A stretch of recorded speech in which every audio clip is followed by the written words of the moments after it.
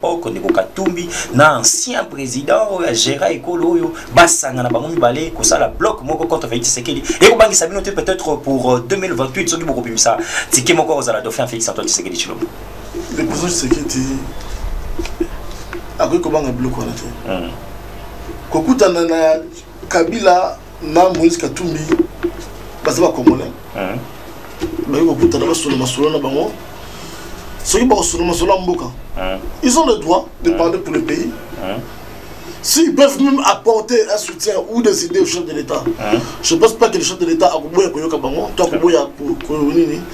donc, contenir ma soeur comme ça, mais pour ceux qui m'ont touché. Mais ça, pour la social congolais, pour la Kimia Est, pour l'agression, Kabila a social na Congo. Hein?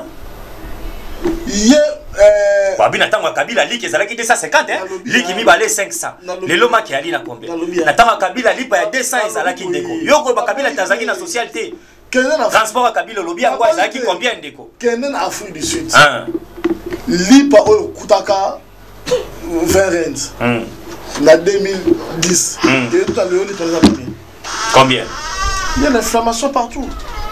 Qui ne connaît pas qu'il y a l'inflammation partout? Donc je suis à Kabila, tu peux mettre la moto parce que je suis mon corps et comme si je suis dans le lot. Très bien. Dans le cas de l'émission, au Seka Makasi, on appelle quand je dis que le pays ici est déconnecté, nous avons dit ce qu'il dit, si on a cette constitution. Pourquoi il ne faut pas jouer la constitution?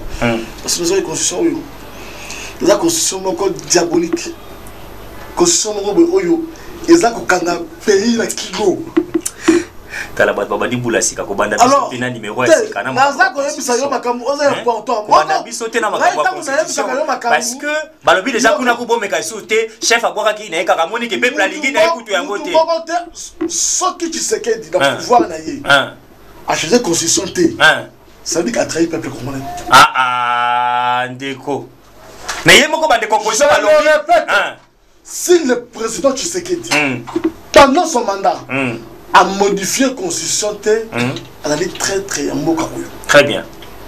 Boyoka, c'est moyen peut-être il faut modifier la constitution. Ba modifier, tu vas changer. Même dans les compositions, qu'on modifier, article, on peut accepter. Mais le changer, tu as la 4e République, n'est pas de la modification, je suis un avocat, la modification de la Constitution est constitutionnelle. Très bien. C'est prévu dans la Constitution. Nous, quand on voit qu'il y a des failles, vous, étant qu'avocat, vous demandez. On voit même pour qu'un gouverneur, même le gouvernement peut dire, c'est tout un processus. Pourquoi? Il faut modifier la constitution qui bloque certaines choses. Le bloc il a été taillé par mesure. Il y a pas tout le monde qui est bien déterminé. Très bien. Les choses doivent changer. Les gens provincial. Ils font quoi? Tout ça. Il faut qu'on revoie ma communauté. Très bien. Aujourd'hui, qui est gouverneur? Il est voté comment? Par l'Assemblée provinciale. L'Assemblée provinciale est votée, c'est la volonté. Il y a un peuple congolais. Il y a un Kinois. Parce qu'il faut attendre comme là achat de votes. Vous voyez bien que le mec qui pas si va jeep encore.